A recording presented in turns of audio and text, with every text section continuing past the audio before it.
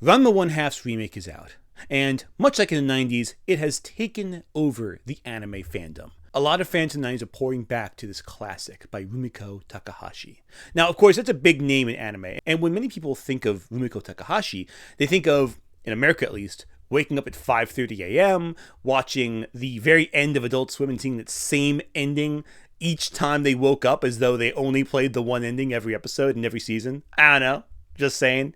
Caught it a lot. But for me, it's my first memory of Rumiko Takahashi is keeping the Pokemon VHS tapes, playing this a little bit too long, and catching the trailer for Ranma One Half after finishing Pokemon. It seemed like a typical day in the neighborhood around the Tendo training hall, until something different happened.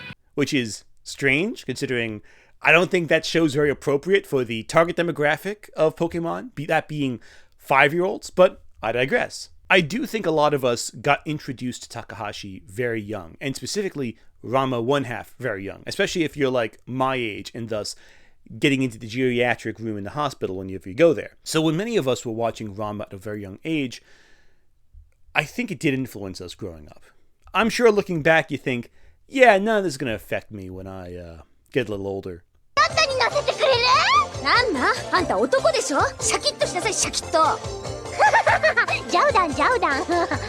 Ranma One Half plays with gender and orientation, fast and loose. But like with a lot of older things that we all loved, it is a work that has started to show its cracks over time. There is a lot of heteronormativity in Ranma that I would think might be off-putting to a primarily queer audience, or the new audience coming in the 2024 era. But I find it very interesting how a lot of people are looking past those flaws to enjoy this classic. Which, I mean, that's great. I'm really happy about that because it meant a lot to me growing up, and I'm glad it means a lot to other people now, today. I'm honestly so happy to see how warmly received Ranma One Half is right now. And the fact that the series looks so aesthetically closer to the manga is amazing. While I do love the original anime, there was a stiffness to the character designs, to the animation, and that sometimes the comedic scenes were kind of poorly timed, a little stilted, but this new series, it's fast, it flows, the faces are so expressive, the character designs are so soft yet so detailed. It is perfectly like the manga that I grew up reading. For a lot of people who are queer, Ranma is complicated. Some may say the show cracked their egg, so to speak, while others find it very offensive and problematic. I'm not going to be touching upon every aspect of the queer audience's reaction to Ranma, but I am going to try my best to summarize both a perspective from the orientation side of things and from the gender side of things, with a couple of special cameos to help me out along the way. But first, a simple recap. Akane Tendo is the youngest of 3 daughters. She's a martial artist who regularly is hit on by just about every single guy she meets. She has a crush on her family's doctor, who she believes has a crush on her older, more feminine sister, Nasumi. Her experiences have led her to absolutely be frustrated with boys, and vowing to never be with one, and she's not the main character.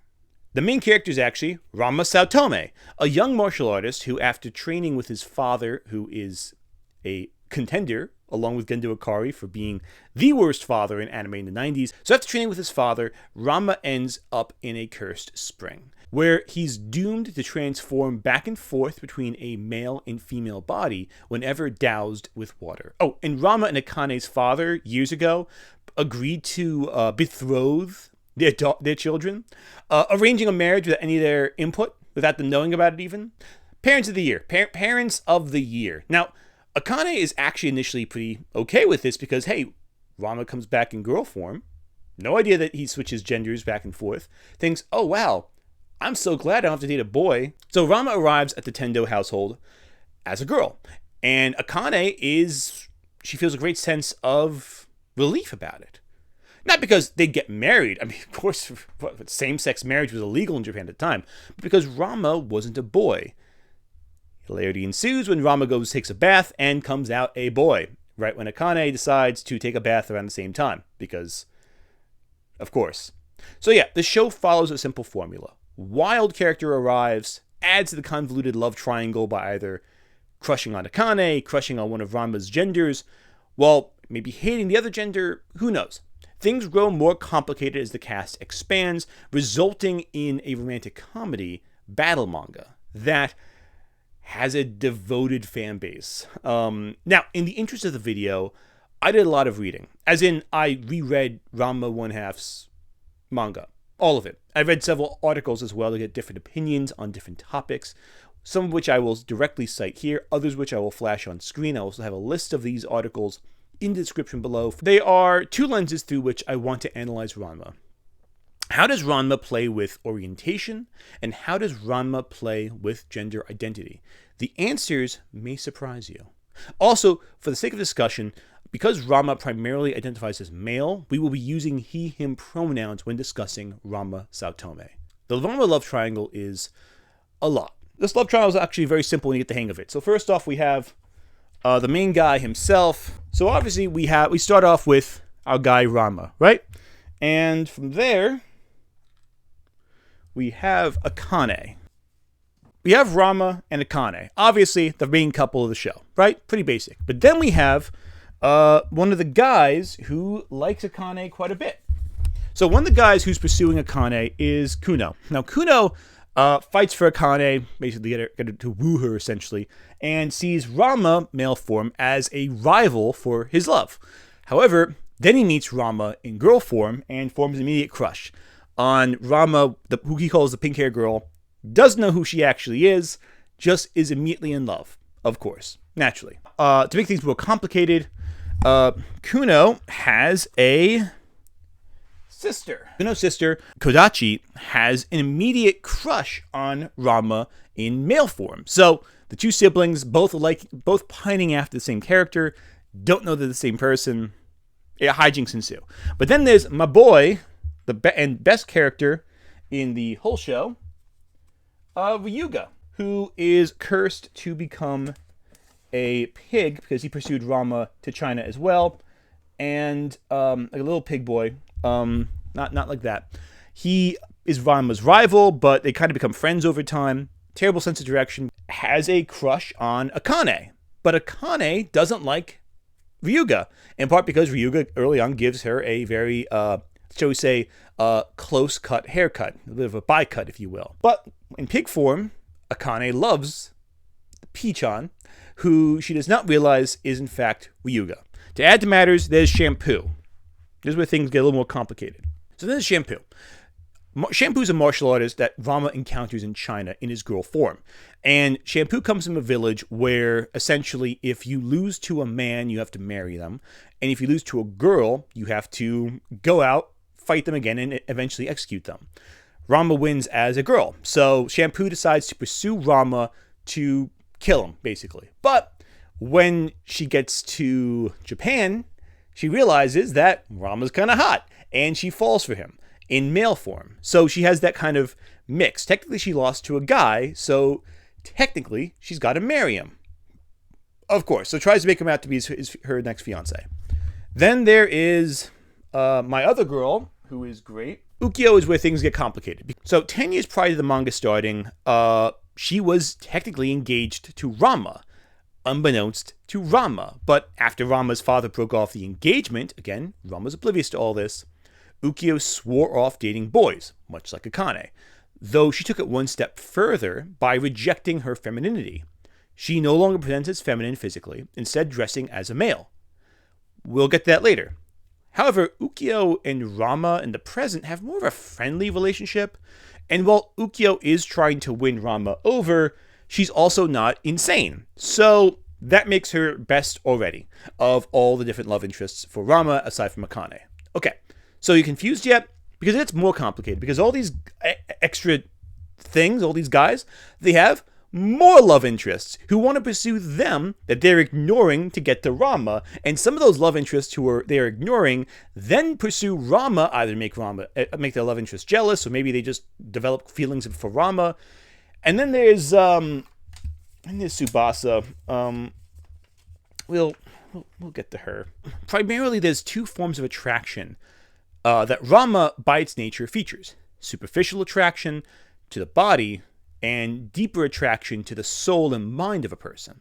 Now, obviously, Ranma is Ranma, regardless of what body he is occupying. Nabiki, the middle sister of the Tendo family, seems to understand the superficiality of some of these characters' attraction to Ranma, and just sells and exploits the character's image for profit. She seems acutely aware that everyone around her is an idiot, and she knows how to make a profit. I respect this, even if I think this is very cynical and terrible. It's quite entertaining. Now, both Kuno and Shampoo switch gears from hating Ranma to loving Ranma when Ranma's gender presentation aligns with the gender they're attracted to. While Kuno is kind of oblivious, Shampoo is more aware. The love that Akane and Ranma have, though, is seen as more sincere in the manga, since over the course of the series, Akane and Ranma go from rivals to kind of tense, vitriolic buddies to actual romantic partners. The manga ends, of course, with the implication that one day Akane and Ranma will marry. There's, of course, a conflation between violence and attraction. Fighting in media is sometimes a shorthand for attraction. There are several examples throughout Ranma where combat is conflated directly with attraction. When Kuno first proposes his attraction to girl Ranma, he issues a formal challenge, as if he's going to challenge him to a martial arts fight, and Ranma arrives thinking it's going to be a fight. Even the way Kuno hands Ranma the bouquet of flowers is much like a kendo strike. Further, Shampoo, of course, first becomes engaged with Ranma after a fight. And when Akane and Ranma first meet, their first instinct is to spar, and whenever emotions get heightened or tensioned, violence in some fashion is committed as an expression of said attraction. Because of the way combat and violence and injury is presented in Ranma, this is not taken too seriously. The characters can take a few hits, but it is still undeniable that the externalized action in the series is often conflated with the internalized emotional state of the characters.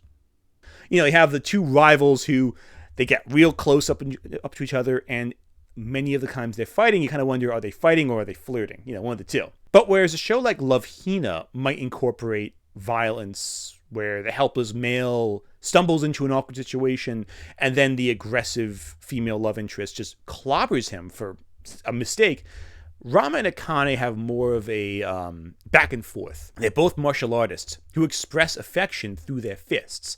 It's also telling that Ukyo, of all the characters in Ranma's secondary love interests, is often the most successful at her antics, because she's also the least violent.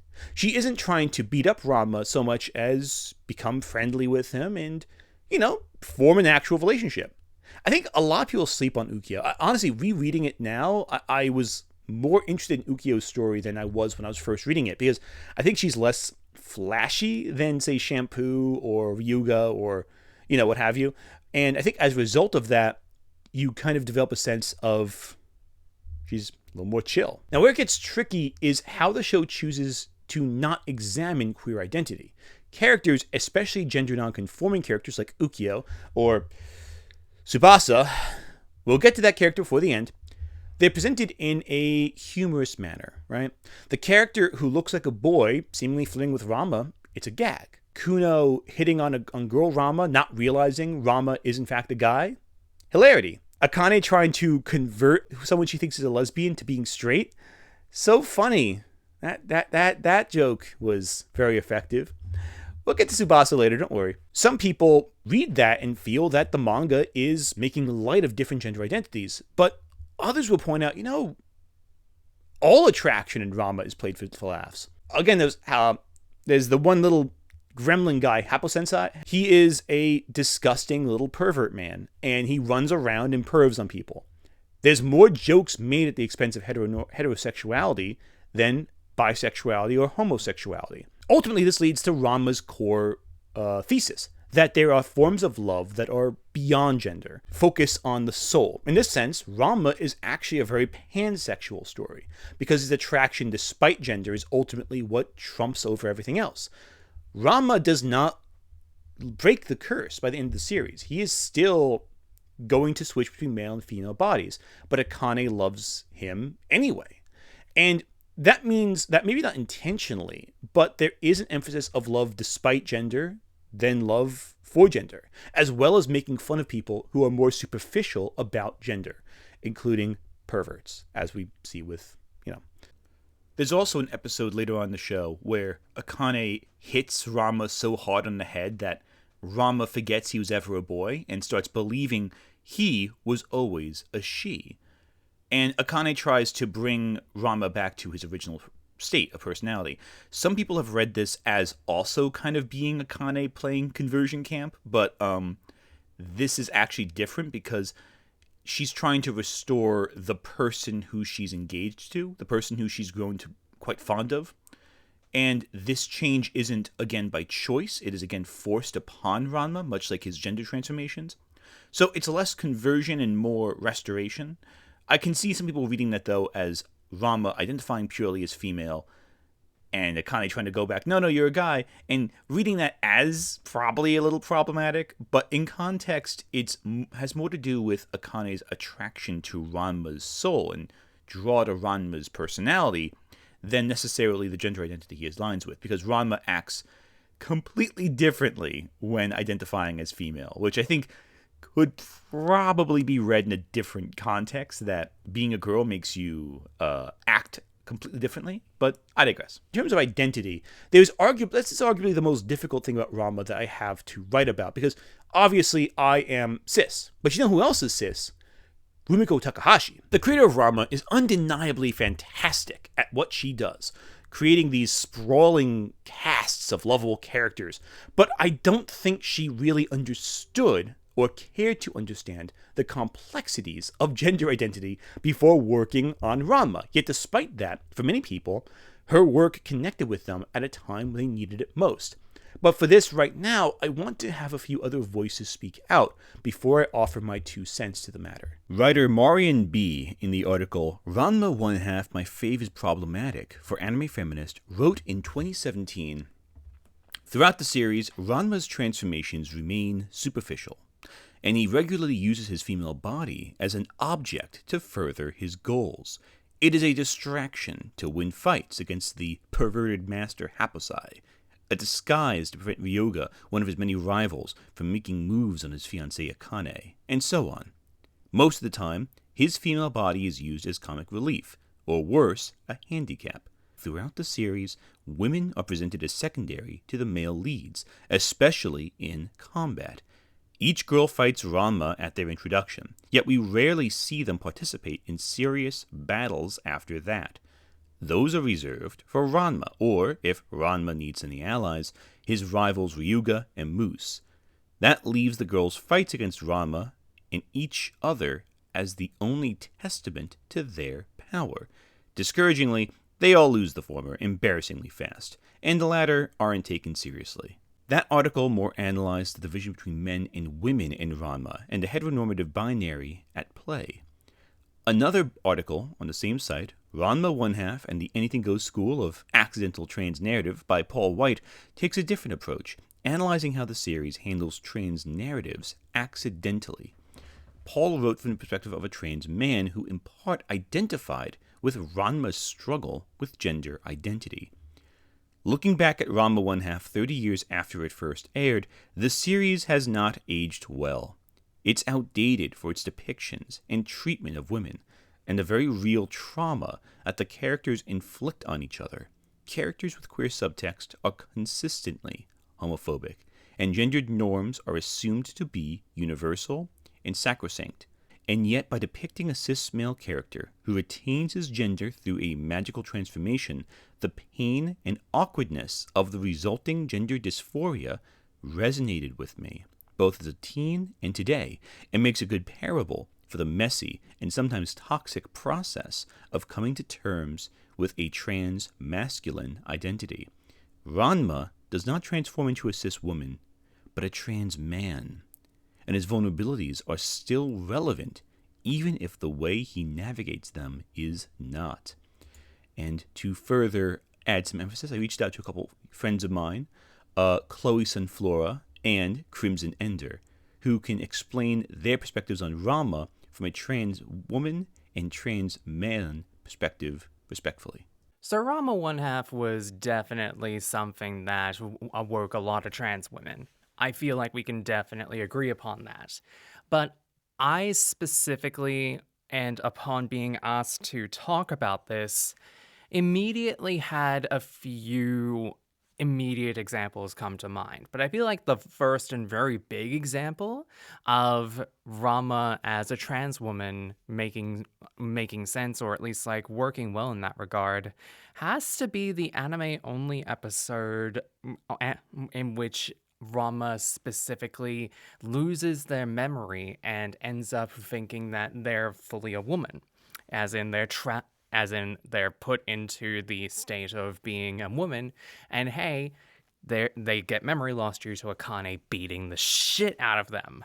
Now, I remember watching that episode and thinking to myself, Rama actually seems a lot happier like this. Like, you take away the masculine persona of Rama Saotome, and you leave Ranma as a woman and make them believe that, hey, you've always been a woman. They seem a lot happier and a lot more well adjusted as a result of that. Like, this may just be me reading into it as from a trans woman's perspective on the matter, but I definitely watched that episode, read into it a lot, and specifically constantly said to myself, hey, why does Ranma seem a lot more well adjusted like this? And then you start having the gears work in your head as a result of that.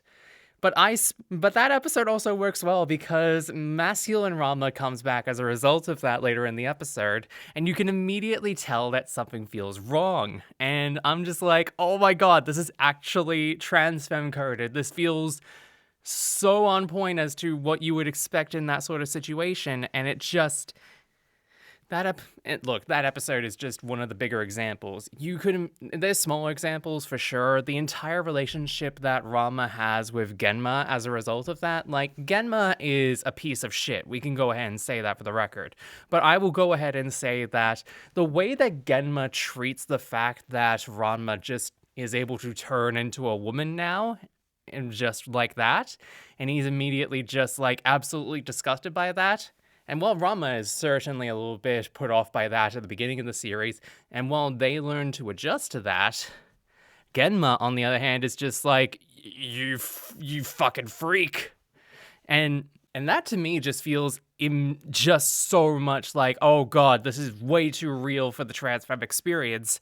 But also, it feels very much like Ranma, as he becomes like more, or rather the masculine Ranma becomes like a lot more comfortable with that sort of thing, it becomes a lot more clear that despite Genma's grievances, they don't mind it as much. And that to me feels like the acceptance of like femininity in Ranma's life, and as a result of that, feeling a lot more happier being feminine in that regard. And that later, of course, leads into my prior example of what I mentioned before. But really, the entire relationship that Ranma later has with femininity as a result of their experiences throughout the series as well, definitely really does feel like the acceptance of that and leading that more into sort of just like becoming happier as a result of that alongside that, and especially in his relationship with women as well, particularly with Akane, because how could you not immediately see like, oh god, these two absolutely despise each other at the beginning, but over time, they slowly but surely become a lot more nicer and even more genuinely loving to each other as Rama embraces femininity, to the point where I had headcanon that in another world, and like in an ideal world, Rama would just be like, hey, why don't I just stay like this? Would this be better? And it's just like, I don't know. I don't know if Akane would like that or not, but I'm just thinking to myself, and a lot of fan art online really kind of likes doing that as well. And I'm just like, what if Rama just committed to the bit and just stayed as a woman? What if that were the case? But unfortunately, Rumiko Takahashi is a coward who would never let that happen except for comedic purposes, which is sort of why we get that anime-only experience and not really that much more than that. But to me, that one episode in the anime, while it's not manga canon, will always remain canon in my heart, because how can you not look at an experience like that and say to yourself, yeah, Ranma's a trans femme? That to me is just one of the biggest examples that, like, that is the big example for me. I find that there's this preoccupation with gender bending in fiction. It's always done to a cis person unwillingly, to a woman as a means to escape violence, and to a man as a form of punishment or a curse. Occasionally, you see it the other way around, such as early Bridget from Guilty Gear, but Ranma half exemplifies the norm of this genre. A man is forced into the body of a woman. In Ranma, this is described as a woeful curse, something that Ranma does not like and serves as an inconvenience at best and a humiliation at worst. He starts to lead a double life and slowly acclimates to his condition, using it to his benefit at times. This is simply not how gender or gender expression works. In reality, we know what happens to men who find themselves in a body that isn't conducive to their gender identity. They alter their appearance to appear more masculine. We know this because this is precisely what transgender men do. They are men and will, in almost all cases, make efforts to be seen as such regardless of being quote-unquote trapped in the body of a woman. Moreover, this idea of punishing a man by forcing femininity upon them for humorous purposes is directly harmful to trans men and other gender-diverse people with a masculine identity or expression. For some reason, we recognize that pushing masculine traits on feminine people is transphobic, but we do not recognize the same for the other way around. This is due largely to the erasure of transgender men in their voices, and also circles back to contribute to this erasure. Now, going off of this, I feel like we have a framework through which we can discuss Ranma and trans identity more effectively. So Ranma may not have been a trans narrative, but it dealt with topics that trans people identified and identify with. However, sometimes they bumped upon some problems. Okay, I suppose it's impossible to keep this going without discussing Tsubasa and all the problems there. Tsubasa pursues Ukyo. Now, Ukyo herself initially presents as male. She goes to an all-boys academy and dresses in the boys' uniform. But much like, say, Utena, she still identifies as female. She gives up on her femininity, but that doesn't necessarily mean she's identifying as a man. Gender presentation is, after all, distinctly different from gender identity. Gender is more than just the clothing you wear. However, then there's Tsubasa. Tsubasa is someone who knew Ukyo back at her old school. That should have been a big tip to Ranma and Akane right there, considering Ukyo went to an all-boys academy, who has followed her to the plot of the anime to keep pursuing her. Now, Tsubasa presents as feminine. So, at first the cast thinks, oh, Tsubasa, a girl, thinks Ukyo is a boy. So Akane rationally decides to just rip off Ukyo's clothing in public in front of Tsubasa, because that's what you do. But no, Tsubasa knows Ukyo, and despite her presentation, knows Ukyo's a girl. So then they get to the next conclusion. Oh, Tsubasa's a lesbian. So Akane decides to try fixing that problem by pairing Tsubasa up with a date with Ranma. Tsubasa explicitly says, no, I only like girls. And Akane sees that as a challenge, thinking, oh, you just haven't met the right boy yet. Here's my love interest, Ranma. Oh my god, this fucking series. But no, it turns out Tsubasa is actually a guy who dresses as feminine. He identifies as male. I should note, Akane seems relieved Tsubasa is a guy, because that means he's not gay, but Ranma sees Tsubasa as entirely predatory, which, okay, look, there is so many levels that I need to break down here. Tsubasa chooses not to conform to his gender presentation, and he cross-dresses. That's fine. Nothing wrong there. But then he equates his cross-dressing to Ranma's compulsory gender switching, which, again, I want to reiterate, is not something he chooses to do. It's entirely not cross-dressing, which is a choice. It is a gender identity, which is, you're born with that. So, And Ranma in particular is cursed. So he's just doomed to frickin' change gender. So Tsubasa seems to compare cross-dressing to gender fluidity. Akane tries to conversion camp Tsubasa. And Ranma feels that he's been preyed upon by a man in a dress. Yeah, there's a lot of problems here. Tsubasa's, in the anime at least, goes on to do more things. He ends up working for Ukyo's family business, which is a catering thing, as you can tell with the the chef stuff around Ukiyo. He gets into a relationship with a cat named Mamelin. Yes, this is a thing that happens. And then Tsubasa dresses up as a tree to stalk Ukiyo. These are all things that happen. Yeah. So let's break this down. A lot of people stereotype trans people as predators in disguise. That's the big stereotype going on right now, especially if you've read J.K. Rowling's Corman and Strike series, where that's basically half the bad guys in it, I feel like. I haven't read past the first book. I'm just going off of impressions. Anyway, so the big stereotype is that. Tsubasa basically did that to Ranma. Well, actually, Akane kind of forced it. So again, it's complicated. But this problematic character is basically embodying a lot of trans stereotypes, especially at the time. And Tsubasa's not trans. He's a crossdresser. But that doesn't change the fact that it's still coded in a way where he is tricking people into thinking he's a different orientation without giving them a clarification or explanation of what's going on. It's very problematic because it plays into these pretty harmful tropes. And again, I want to reiterate, it kind of tries to make Tsubasa straight. That's like conversion camp for laughs. Oh my god, the series. Now, I want to return to that article by Paul White I mentioned earlier, because there were a few parts of it that I felt were extremely compelling stuff in discussing the character we really haven't focused a ton on, and that's Ranma. Ironically, isn't it?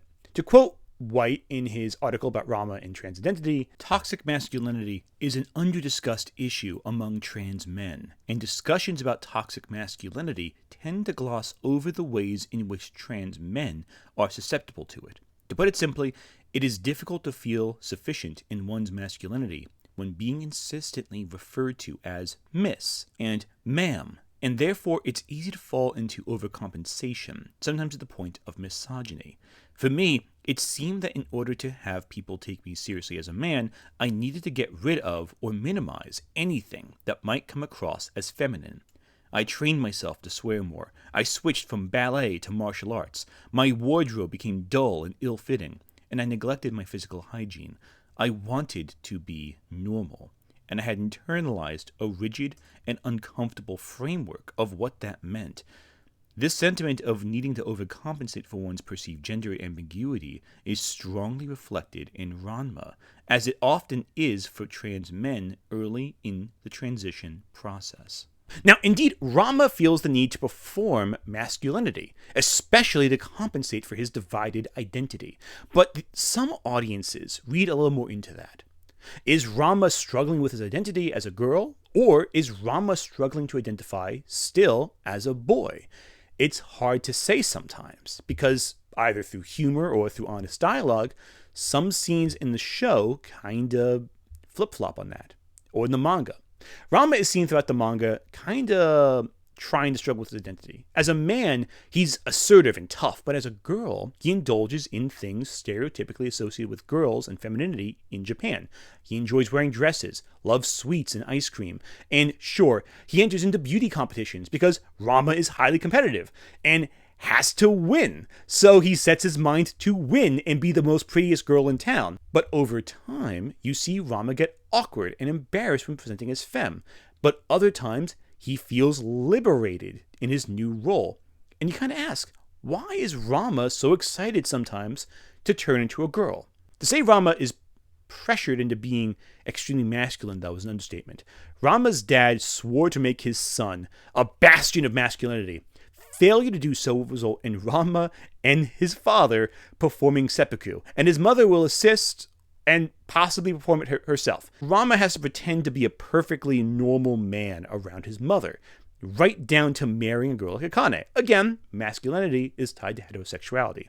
This is played mostly for gags, but what stood out to me this most recent reread of Ranma is that whenever Ranma would leave his mother, who, again, had the sword ready to take care of Ranma if he wasn't super masculine, Ranma seems almost relieved when he returns to his female form. Performing mask to his mother is a struggle. He is forced to act a certain way to please others, but in private, without anyone watching or with only people he trusts most watching, he feels relieved to return to femininity. So what do we take from this? I think that the manga, by forcing Ranma to perform as a certain gender, is doing something really messy that can bother people, but I think because it's so messy, it feels more real to a certain audience. Because of how unrealistic the humor and story is, you sometimes get the sense that maybe the series is touching upon something very clever. It's heightened reality. Ranma presenting as femme in private shows maybe he's not strictly male. Maybe he is embodying some component of gender fluidity on the inside as well. And that this experience, while compulsed, while forced, maybe has affected how he perceives himself. And above all else, from an orientation side, as I mentioned before, the series emphasizes the importance of sincere love. Gender is a factor that we put a lot of weight into in our modern society, and thus, some people deal with dysphoria, some people struggle with who they like, and how they can't like certain people because it's not the acceptable gender for them to be attracted to. We've gotten better at that, but even now discussions on pronouns and all that cause some people to be frothing at the mouth and angry that anyone wants to present a certain way, to discuss topics a certain way. It's deeply upsetting for many people. But the complexities of art is that they don't have to be one-to-one. We can have nuance. We can have complexity. We can have an unclear and sometimes messy situation at play. Ranma 1/2 was not made for queer people. Rumiko Takahashi clearly did not care about that. But what happens anyway is it's a story that queer people can latch onto and kind of see themselves in the narrative, even if it is problematic, even if it is messy, because it's so unhinged. It's so unrestrained. The art doesn't really care about trying to conform to our perspectives of sexuality and orientation. As a result of that, it manages to touch upon some topics that are very complicated and very difficult for mainstream audiences trying to appeal to established demographics to touch upon. I think that allows the series to have a degree of freedom that is really interesting to watch unfold. But again, what does this mean for the audience? Well, if you identify with Ranma, that's fantastic. If you identify with the characters who are attracted to Ranma, that's also fantastic. I think it's a show that allows you to look at the absurdities of romance and the absurdities of gender in a way that completely deconstructs it. And though it's not without problems, again, Tsubasa I think is a big problem, I think that the fact that it is problematic makes it more interesting to discuss and allows for a range of reactions, all of which are valid and all of which are meaningful. I think it's great. I think it's great when art is problematic, because what happens is these problems help allow you to look at it through different lenses and thus reevaluate your perspectives in society at large. It's not trying to offend, though it may offend. I think even when looking at all the articles, a lot of writers would end their articles saying, yeah, it has a lot of problems. It's not perfect representation, but you know what? I still like it. I still love this series. And I think that's reflecting a bigger point. Art does not have to be perfect. That's something I've talked about all the time on my channel. Art is imperfect by nature, especially art that means a lot to you in your formative years. I think evaluating how Ranma differs from our accepted reality and how it maybe touches upon hidden truths in our reality, I think is really important. So yeah, that's my take. That's my hot take. Thank you again, Crimson Ender and Chloe Sunflora, for your segments. I really appreciate you jumping on this to help me out. I didn't feel confident talking about the trans issues in Ranma on my own because I am cis, but you both took different perspectives on it, and I really appreciate that. I want to thank all the supporters over this time. We've been going through a big thing recently. I think we're just about, if we haven't hit 50,000 subscribers as of this recording, we're about to, and that's kind of wild considering I've only been doing this for like less than a year. And I read all of Ranma for a video, which is a lot. So I'm going to probably follow this up with something just as large. Who knows? Thank you so much for watching, y'all.